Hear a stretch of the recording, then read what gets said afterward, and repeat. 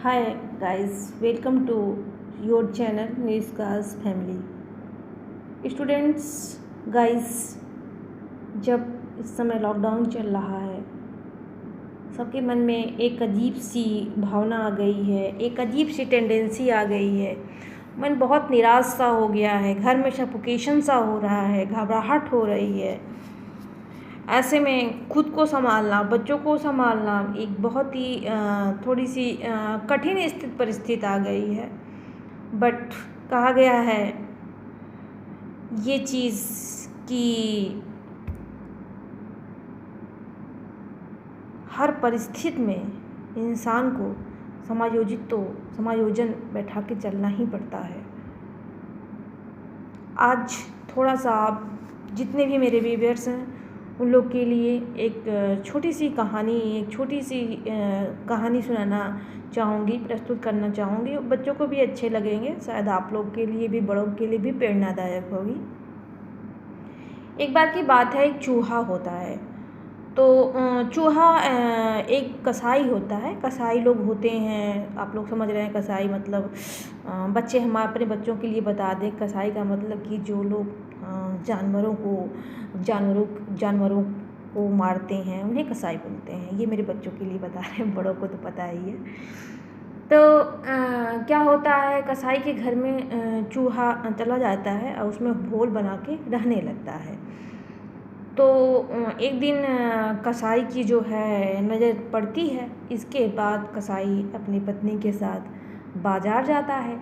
बाज़ार जा कर के और एक लौटता है तो साथ में एक चूहेदानी लेके लौटता है। तो इसके बाद चूहे की नज़र चूहेदानी पे पड़ती है। तो चूहेदानी देख कर के बहुत ही घबरा जाता है चूहा और दौड़ा दौड़ा जाता है। कसाई और भी जानवर पाले रहते हैं, जैसे एक बकरा पाले रहता है और एक जो है गोट, स्टूडेंट्स के समझ रहे होंगे, गोट, जी फॉर गोट, बकरा पाला रहता है, बकरी है। और इसके अलावा जो है एक उल्लू कौवा पाला रहता है। और इसके अलावा जो है एक सांप को जो है पाला रहता है। तो इतने जानवरों को पाला जाता है। तो चूहा दौड़े दौड़े जाता है, सबसे पहले जाता है सांप के पास। तो उससे बोलता है कि अरे अरे भाई भाई, तुमने सुना जो है कसाई आज चूहेदानी लाया है। तो सांप हंसने लगता है सुन के, बोलता है कि अरे यार, तुम बेवकूफ़ हो क्या, तुम जाओ यहाँ से। कसाई वो जो है चूहेदानी और मेरा क्या संबंध है, उससे कोई संबंध है क्या, मेरा कोई संबंध नहीं है, तुम भगो यहाँ से। उसको भगा देता है। और इसके बाद फिर तब चूहा निराश हो जाता है। इसके बाद वो जाता है क्या कहते हैं उसके पास, जो है उल्लू के पास। तो उसे बोलता है कि तुमने देखा चूहे आज घर में जो है हमारे अपने घर में वो आया है, चूहेदानी आया है। तो वो हंसते हंसते उल्लट-पुलट हो जाता है, बोलता है अरे बेवकूफ़, चूहेदानी आया है तो हमसे क्या मतलब, उसमें हमारा क्या रोल है, तुम जाओ उसके बारे में सोचो, तुम्हारा काम सोचना है, हमसे चूहेदानी से कोई संबंध नहीं है। वो भगा देता है। इसके बाद फिर जाता है वो बकरे के पास। तो बकरे से कहता है भाई भाई, हमारे दो मित्रों ने तो हमको भगा दिया, आज घर में जो है एक चूहेदानी आई है। तो वो हंसने लगता है, वो भी कहता अरे बेवकूफ़, चूहेदानी आई है तो हमसे क्या मतलब है, हमारा इससे दूर दूर का संबंध नहीं है, दूर दूर का रिलेशन नहीं है, भगो यहाँ से, जाओ। इसके बाद वो चला जाता है। इसके बाद चूहा बहुत निराश हो जाता है, सोचता है कि किसी ने कोई इंटरेस्ट तो लिया नहीं है, अब तो मेरे सामने बहुत विपरीत स्थिति आ गई है, अब देखते हैं क्या होता है। निराश हो जाता है। हालांकि वो चूहेदानी चूहे को पकड़ने के लिए ही घर में लाई गई थी। बट क्या होता है कि चूहेदानी जो है रात को जो उसकी पत्नी होती है कसाई की, उसमें रोटी फंसा देती है, रख देती है और सब लोग सो जाते हैं घर में। चूहा रात भर डरा डरा रहता है, वो अपनी जगह से न हिलता है न डुलता है, तो बेचारा खुद ही डरा हुआ है। इसके बाद रात को खट की आवाज़ आती है तो इसके बाद कसाई की औरत सोचती है कि भाई चूहा तो बड़ा परेशान करके रखा था, फंस गया चूहा। इसके बाद वो आती है तो उसमें बाय द वे वो जो सांप होता है वो घूमते घूमते उसमें चला जाता है और उसका लीवर जो है डाउन हो जाता है। इसके बाद क्या होता है कि लीवर डाउन हो जाता है तो उसमें फंस जाता है। इसके बाद जैसे ही हाथ डाल ट्राई करती देखने के लिए, निकल काट लेता है। इसके बाद उसकी औरत जो है, कसाई की औरत जो होती है, वहीं पे गिरती है, बेहोश हो जाती है। इसके बाद डॉक्टर को बुलाया जाता है तो डॉक्टर उसको बोलता है, अब देखिए आप इसका लिंक कैसे कैसे कैसे कैसे इसका जुड़ता जा रहा है। डॉक्टर बोलता है कि भाई इसको उल्लू का जो है सूप पिलाया जाएगा तो इसका असर जहर का कम हो जाएगा। अब क्या होता है, किसान के घर में पतीला चढ़ता है, कुकर चढ़ता है उस पे गैस पे, और इसके बाद उस उल्लू को डाल के उसका सूप बनाया जाता है।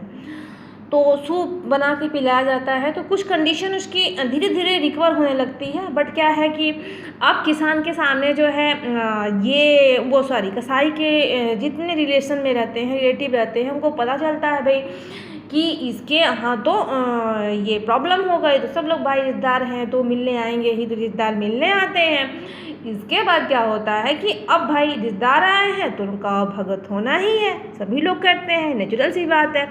तो इसके बाद क्या होता है, उसकी भगत के लिए, खिलाने पिलाने के भोज के लिए क्या होता है, उस बकरे को काट दिया जाता है, मतलब उसकी मांस के लिए। कसाई लोग था तो वो लोग मांसाहारी मांस खाते ही हैं भोजन के रूप में, स्पेशल डिश वगैरह।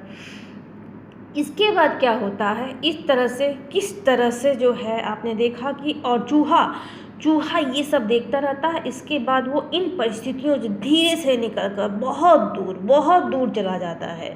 उसका इस केस से कोई संबंध नहीं रह जाता है, यानी कि वो एकदम सेफ एंड साउंड हो गया।